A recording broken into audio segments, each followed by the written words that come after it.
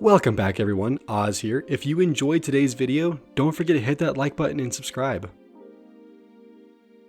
What's something your employer did that instantly killed employee morale? I work in a big corporate building. The same older lady came by everyone's desk towards the end of the day to collect the trash. Just the sweetest lady ever, and every time she'd walk to my desk, she'd give me a big smile and ask me how my day was and chat for a minute as she got my trash. Usually I'd dump it in for her. I had some rough days, but she was a way to cheer me up and send me home on a higher note. I know I'm not the only one either.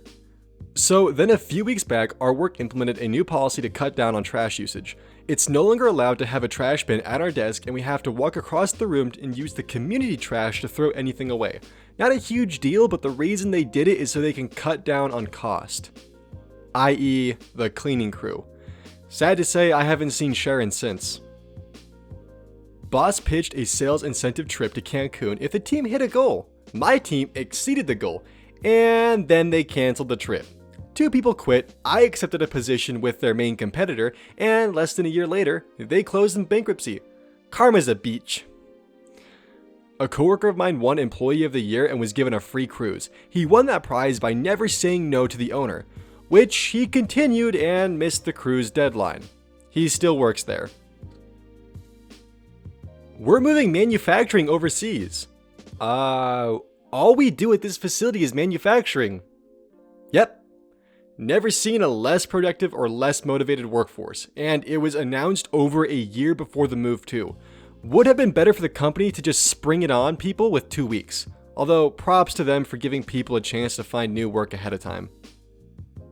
This school wanted to switch to Chromebooks, so what did they do? One summer while teachers weren't working, they removed every single Windows station and replaced them with Chromebooks to be issued to teachers. They were told to figure it out. When teachers came up and asked how they could teach Photoshop, programming, AutoCAD, 3D modeling, etc., admin basically just Googled their program name plus Chromebook extension and told them, see, there's an extension for it and it works. I don't think I have to add that it did not work. They ended up bringing back the desktops for most teachers. I did tech for a school. I have no idea how incompetent you have to be to think you can do Photoshop or AutoCAD on a Chromebook. I would bet my Reddit account that none of them use Chromebooks in their off time. If an experienced teacher has saved their curricula on those hard drives and someone throws them out unannounced, backed up or not, somebody's gonna die. You're throwing away a person's life work. Edit, we all know people who did not grow up computer literate or who avoid computer usage whenever possible. My point that is being missed is, if someone comes into your daily office and replaces your computer without warning, you're gonna have a beef. Small business, 20-ish employees. Boss made a big speech about austerity measures and no raises this year. A week and a half later, he drives up in a brand new Silverado with all the bells and whistles. Expense to the business, of course. He would hate to have to pay taxes on those profits. One of those less subtle members of the staff took a literal in front of his office door. Mine did the same thing but with a Caddy Escalade. He officially had 2 now, and a BMW for his wife. All expense to the company in Virginia, where there are property taxes on your vehicles, unless they were used for business purposes. After cutting off sick days and constant cost cutting like canceling business phone plans, switching janitorial services, leasing the cubicle office to another company, forcing people to work from home and report to meetings every day regardless, for a caddy. Put up a poster that said, complaining is like vomiting, you feel better but everyone around you feels sick. The morale was already bad, but it was just a shitty way to take a hit at upset employees rather than do anything positive. Complaining is like vomiting. Something caused it to happen, and it's best to figure out why and change it so it doesn't happen again. Telling employees that they are going to fire you if you don't make more sales. Then, when someone quits, tell them, nah, that was just motivation. We were never going to fire you.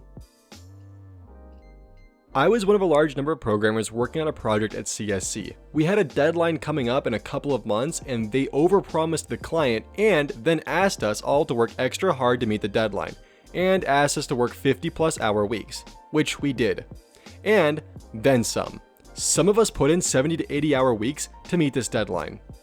But once that deadline was met, suddenly there was another deadline they needed to meet. and another. People got tired, had lives to lead, and scaled back on their hours. Most of us were still working 50 to 60 hours a week, but not a lot more than that.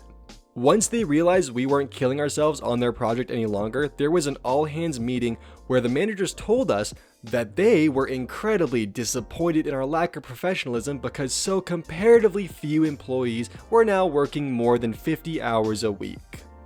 One of our harder workers stood up and said, "Look, I have 3 kids. I'm driving an hour into and out of work every day. I'm taking care of a family. I'm trying to get presents for Christmas, write out Christmas cards, decorate and clean the house for everyone we're having over for the holidays. I'm having a really hard time just getting to 50. And the manager looked at her and sneered. If it wasn't Christmas, it'd be because it's Easter or Memorial Day or because it's summer and it's nice out. You'd always have some excuse. There was dead silence in the room.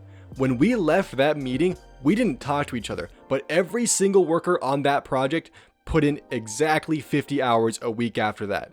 Then came Christmas. Raise and bonus time. Every worker on the project got a 0.5% raise. The managers got a 5-figure bonus. We were pissed.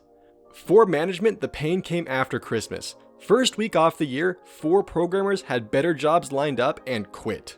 3 more the following week, 5 the next. We hemorrhaged 3 to 5 programmers every single week for over 3 months. It got to the point where the managers had to schedule a meeting every Monday at 11 to discuss that week's resignations and rearrange the surviving staff. Fuck CSC. Like you guys are at war and discussing how many naval vessels have been lost. Hello, fellow tortured soul from CSC. I was one of the unfortunate who worked at the benefits call center. I was there for 3 years out of pure necessity after being laid off from my job as a junior systems admin.